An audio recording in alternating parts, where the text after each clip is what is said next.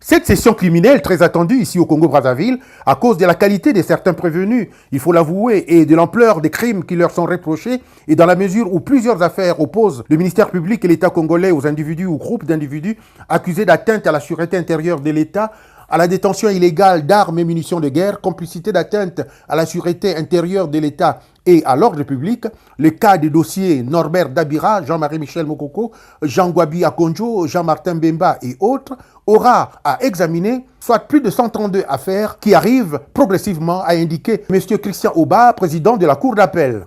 Des autres affaires inscrites, il y a celles qui opposent pour la plupart le ministère public, des particuliers ou des familles aux individus ou des groupes d'individus. Notons qu'elle se rapporte aux assassinats, vols, empoisonnements, pratiques de magie, vols à main armée, charlatanisme, séquestration, etc. Le moment venu, nous serons tous fixés sur le sort des uns et des autres, sur la base des faits qui leur sont reprochés et des arguments qui seront développés quant à récuser la véracité de ces faits.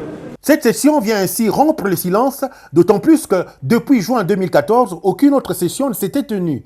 Au premier jour de la session, déjà 2 affaires ont été renvoyées au mois prochain. La première affaire a été renvoyée parce que les confrères qui assistent l'une des parties ont écrit à la Cour pour solliciter le renvoi. Dans mon affaire, alors que j'étais prêt justement donc à défendre ce dossier bec et ongle, voyez-vous que l'organe de poursuite c'est le ministère public.